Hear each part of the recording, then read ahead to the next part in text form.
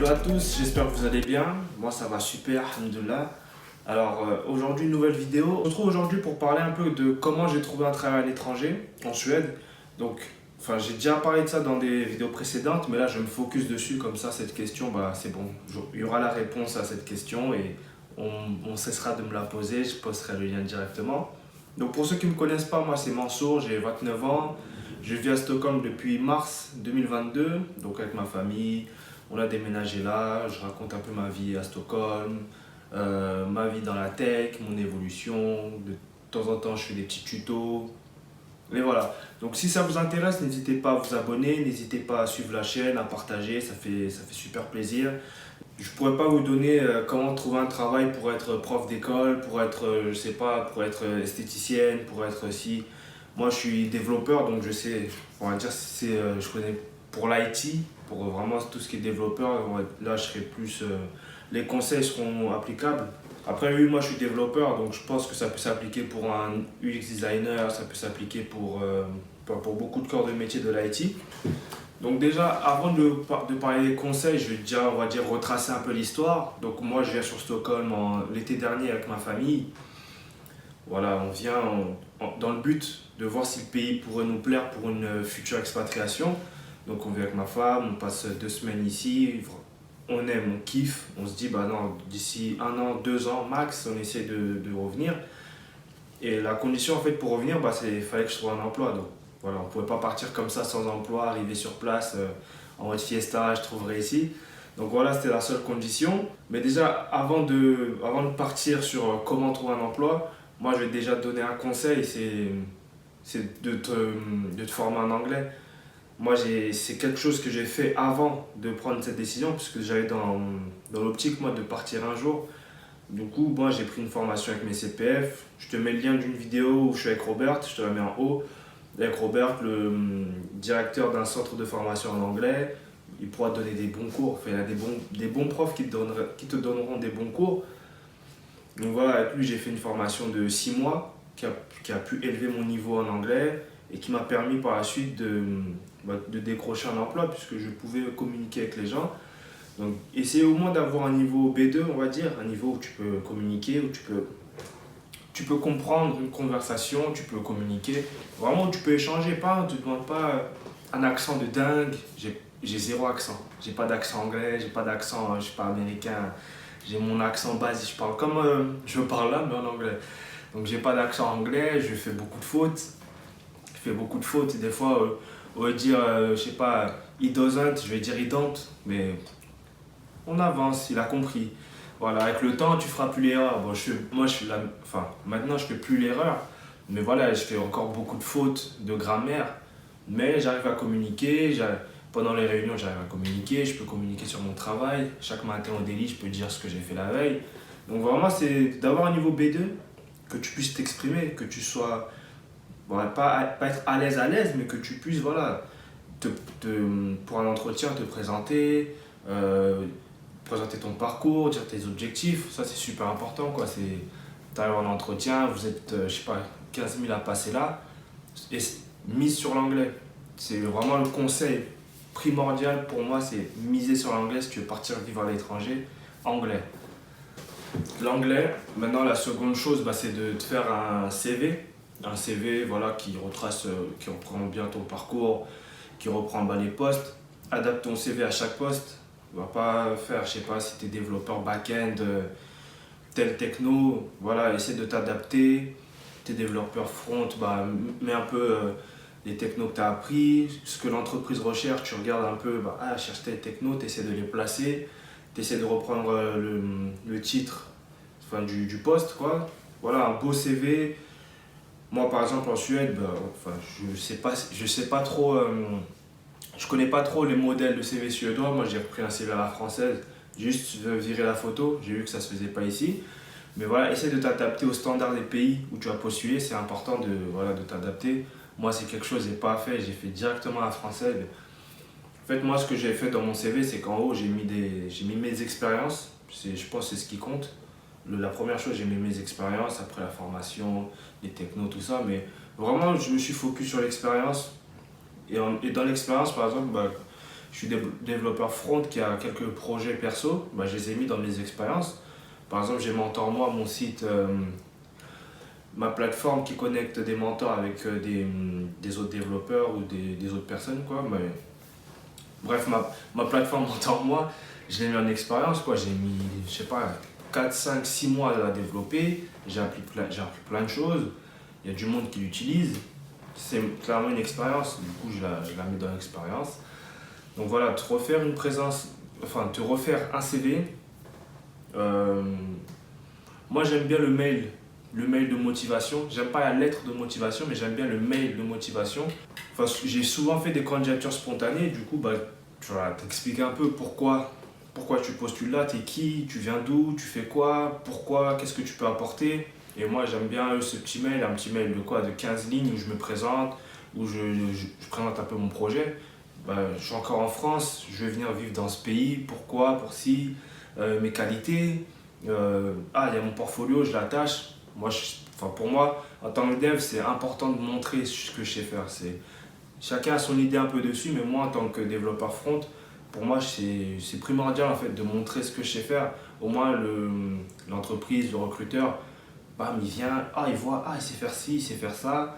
Ça peut un peu l'impressionner. Moi, je sais que j'ai fait mon portfolio en mode Netflix. J'ai cloné Netflix, j'ai mis en mode, voilà, j'ai transformé en portfolio. Il y a énormément de recruteurs, dès qu'ils ont lu ça, directement, ils se rappellent de moi, quoi. Ils se rappellent, ben j'ai vu un portfolio Netflix, vas-y. Voilà, c'est lui. Et voilà, enfin, il y a des tonnes de portfolios et des portfolios, bah, la plupart, ça se ressemble. J'essaie en fait de me démarquer, de faire quelque chose à dire qui tape à l'œil et voilà, qu'on me rappelle derrière et que, voilà, en fait, je sais que quand on va me rappeler, j'aurai 15 20 30 minutes pour me vendre et pour dire, pas je suis le meilleur, mais prenez-moi, quoi, je sais faire ça, je sais faire ci. Ça aussi, c'est super important quand tu postules quelque part. N'aie pas honte de dire que tu es bon. Même si t'es pas bon, mais sois confiant en fait, sois confiant, tu y vas, c'est ton poste, c'est pour toi, c'est fonce. Il n'y a pas de mais peut-être que lui il sera. Non, il n'y a pas de. Lui, il y a des meilleurs devs, mais non, sur le coup, on s'en fout, on est les meilleurs. Sur le coup, là, à l'instant T, je suis le meilleur dev. Après, bah, en entreprise, on verra que t'es pas le meilleur, on s'en fout ça, mais tu vois, je pense que c'est important de montrer que tu es confiant, que tu as confiance en toi, que tu as confiance en tes qualités, tu as confiance en ce que tu as appris et tu as confiance, on va dire, en l'avenir. Que oui, bah, tu as des petites lacunes là, aussi de reconnaître que tu as des lacunes. Faut pas dire, je suis le plus fort, non, je connais tout. Non. Quand je dis qu'il faut dire que tu es le plus fort, c'est dans la mentale, dans la mentalité que non, bah, s'il y a quelque chose, bah, je peux le maîtriser.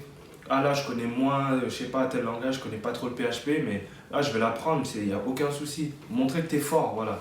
Quand je dis montrer que tu es le plus fort, c'est vraiment dans la tête. C'est que tu es prêt à foncer, que tu es prêt à apprendre, que tu es prêt à échouer, tu vas échouer, tu vas te relever, c'est pas un souci.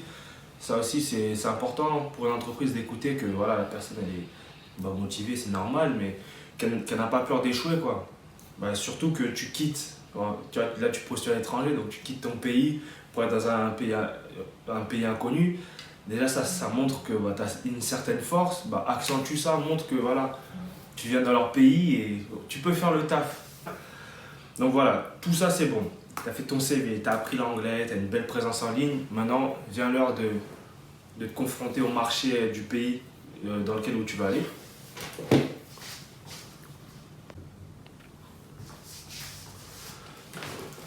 Donc là, moi, je ne vais pas te parler des canaux qu'on connaît déjà. Donc Indeed, j'ai pas voulu utiliser Indeed, LinkedIn Job, tous ces trucs-là, où tout est centralisé, où tout le monde a, on va dire, a accès. Tu vois, sur LinkedIn, tu vois toutes les annonces, tu vois. Enfin, moi, j'aime pas trop utiliser ces choses-là. Après, tu peux les utiliser, ça aide toujours, mais je voulais pas en fait chercher. J'aime pas Indeed, j'aime pas LinkedIn Job. C'est pas. Enfin, je sais pas. J'arrive pas trop. Du coup, moi, j'ai tapé déjà. Je suis allé sur internet. Je me suis dit, vas-y, je vais aller sur Stockholm. On va faire une petite recherche en anglais pour trouver les meilleures entreprises en Suède. Donc j'ai tapé sur Google Top IT Companies Stockholm. J'ai scrollé. J'ai vu un site qui s'appelait Seedtable. J'ai cliqué sur Seedtable et là j'ai vu une liste, je crois, de 171 startups à Stockholm. Donc start-up, ça reprend même les entreprises comme Spotify. Tu as énormément d'entreprises, hein, tu as des entreprises bien matures et tout, mais genre ça te met les meilleures entreprises, on va dire, dans la ville en question. Sur Stockholm, il y avait 171 entreprises. Du coup, bah, ça te met le lien vers leur site internet. Leur site internet, bah, tu arrives dessus, tu cherches la page job. Et là, voilà, tu as tout ce qu'ils recherchent, hein, directement. Bah, tu postules. Tu passes pas par un intermédiaire, bah, par Indeed, tout ça. Tu postules directement sur la page d'entreprise et tu sais que voilà, ils verront. Et, et ça dépend après de la taille de l'entreprise, mais tu as des entreprises qui sont un peu plus petites où tu sais que voilà, en 2-3 jours, tu peux déjà avoir une réponse. Moi, je postulais dans des entreprises qui étaient, qui étaient petites, quoi. Du coup, tu avais une réponse super rapide et ça, c'est top. Et c'est même des annonces que tu vois même pas des fois sur LinkedIn Job ou sur Indeed, hein. C'est vraiment, bah, des fois, les entreprises, elles n'ont pas le temps de partager partout. Tu vas sur leur site, pas section job. Pour moi, c'est le meilleur truc à faire, c'est d'aller sur la page d'entreprise que tu cibles. Mais là, ce qui est bien sur Seatable, c'est que tu peux chercher, que ce soit en Suède, en fait, dans toute l'Europe, quoi. Tu peux chercher en Suède, tu peux chercher au Danemark, en Espagne, en France. Tu choisis après la ville, ça te met les grosses villes. Tu peux chercher Lyon, tu peux chercher Paris, tu peux chercher Milan, tu peux chercher Londres. Et franchement, là, voilà, ça te met une petite présentation de l'entreprise, un peu bah, son histoire, vite fait. Tu vas sur le site. Si c'est une entreprise qui est, on va dire, en corrélation avec ce que tu recherches, tu postules ici directement et tu sais que bah, là, tu auras un contact avec l'entreprise directement.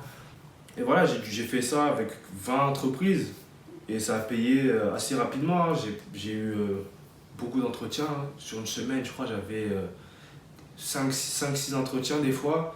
Mais ça allait assez vite, hein. En 2 semaines, j'avais déjà trouvé un poste à Stockholm. J'ai signé mon contrat 2 semaines encore après. Donc en un mois de recherche, j'avais signé mon contrat à Stockholm et voilà, je savais que je commençais un mois encore plus tard. Non, franchement, moi je trouve que c'est mieux de passer sur des petits sites comme ça, aller sur la page de l'entreprise, les contacter, leur mettre un petit message. Bah, je m'appelle Mansour, je viens de France, mon projet c'est de venir en Suède avec ma famille. Pourquoi, qu'est-ce que je peux apporter dans l'entreprise, je sais faire ci, je vais pas apprendre ça, je vois que je connais un peu votre histoire, voilà, un petit truc simple. Et en fait, ce que je trouve super avec le marché bah, étranger, après je suis pas spécialiste des marchés de travail à l'étranger, mais par exemple en Suède, c'est qu'ils n'étaient pas focus diplôme, personne ne m'a demandé mon diplôme. J'ai fait une vingtaine d'entretiens. Aucune entreprise m'a dit bah, quel diplôme tu as. J'ai présenté bah, directement mon portfolio, ce que je savais faire et ça partait directement comme ça. Et, en France, j'ai jamais recherché d'emploi dans le dev, donc je pourrais pas trop vous dire, mais je sais qu'en France, on est un peu plus focus sur les diplômes. Je vois beaucoup ça passer sur Twitter. Mais ouais, à l'étranger, en tout cas en Suède, ils sont moins focus diplôme. Je vous dis pas d'arrêter l'école et aller vraiment au bout jusqu'où vous pouvez aller. Enfin, ce qui est bien par exemple ici en Suède, c'est que voilà, si tu n'as pas de diplôme, tu vas arriver, on va pas te dire ah mais t'as pas de diplôme, je te paierai tant parce que t'as pas de diplôme. Non, j'ai vraiment eu une bonne rémunération sans diplôme réel. J'ai un équivalent de bac plus 4, mais c'est pas un diplôme de l'éducation nationale, c'est du ministère du Travail. Mais ça donne un équivalent d'un bac plus 4. Après, à l'étranger, je sais pas ce que ça vaut. Bon, c'est pas vraiment. J'y prête pas plus attention que ça. Je sais même pas si je le dis à l'entretien que j'ai un titre pro qui a un équivalent d'un bac plus 4. Ça, franchement, je dis juste que j'ai suivi des formations et voilà, je sais faire ci, je sais faire ça, je sais apprendre. J'apprendrai j'apprendrai vos technos, j'apprendrai ci, j'apprendrai ça, je continuerai vraiment d'apprendre, quoi. T'es développeur, tu dois apprendre toute ta carrière. Et voilà, je peux contribuer au projet. Je pense que c'est ça que les entreprises veulent entendre, hein, c'est pas. Et voir que t'es une bonne personne, enfin une personne cool. Que voilà, t'es souriant, tu communiques, et voilà. Tu vas pas venir pourrir l'équipe, quoi. C'est aussi ça qui est important, voir ton état d'esprit.